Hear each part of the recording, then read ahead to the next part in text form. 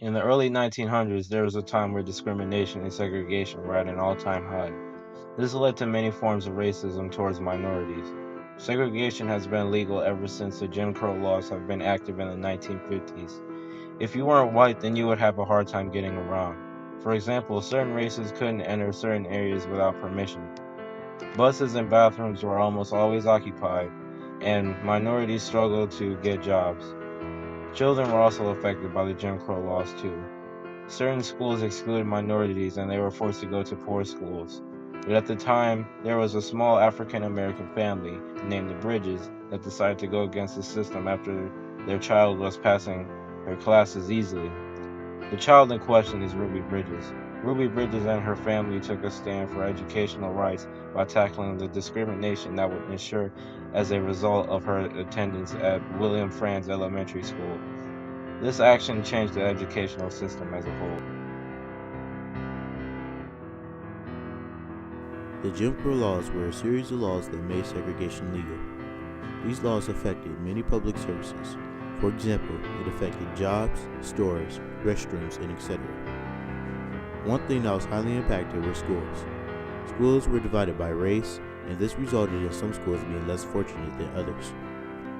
Schools made up of minorities were usually located in one-room log cabins, and they were vulnerable to extreme heat temperatures.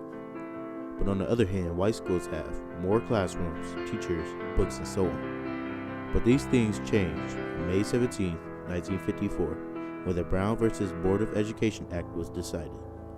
This act is supposed to make segregation of schools illegal. This then made it possible for minorities to go to white schools. One child that made this possible was Ruby Bridges on November 14, 1960.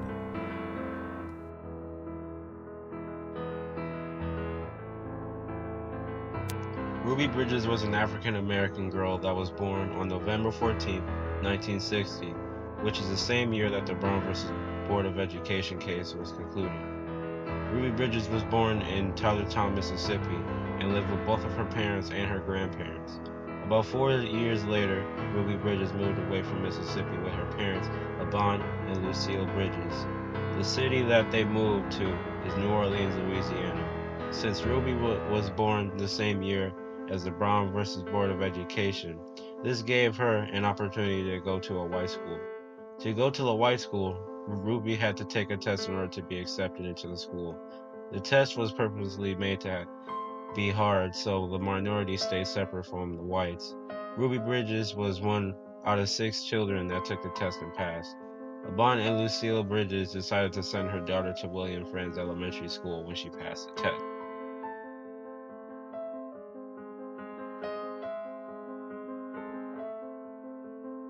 The interrogation process took longer than it needed to be, so Ruby Bridges got into school late. Ruby's first day of school occurred on November 14, 1960.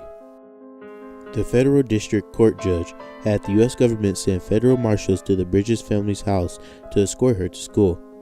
The U.S. government was in fear of her safety. When the federal marshals drove Ruby and Lucille Bridges to the school, they were greeted with protesters.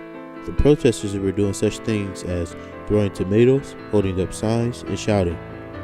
Lucille Bridges said that she saw things, such as one person holding a coffin with a black baby inside. Because of the protesters, Ruby was immediately sent down to the principal's office. She didn't learn much that day because there was such a huge panic.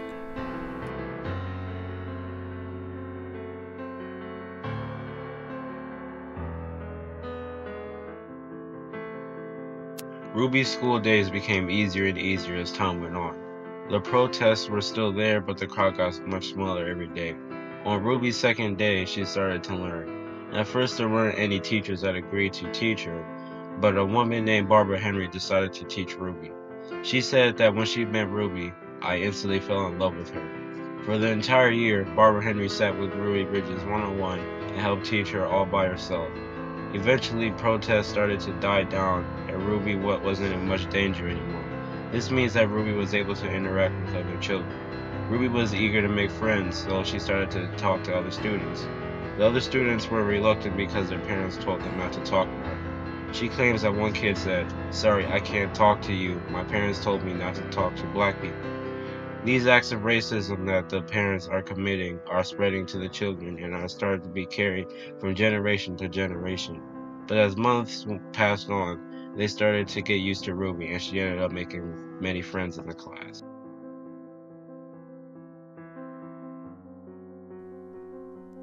Ruby Bridges and people that associated with her had to make numerous sacrifices just for Ruby's education. For example, Alban Bridges lost the job that he had before his boss heard that Ruby was going to an all-white school. Ruby's family was banned from certain stores that they usually shopped at.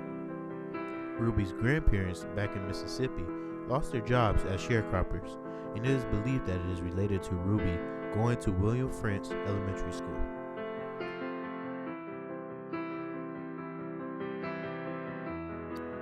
Through the years of being discriminated against because of their skin, this did not stop the Bridges family from taking a stand. It was in the year 1960 where everything changed. Because of Ruby and everyone that supported her, they were able to make a big impact on society.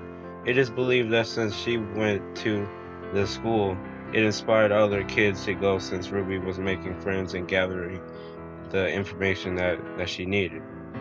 It could also be said that this action was the beginning of the end of segregation.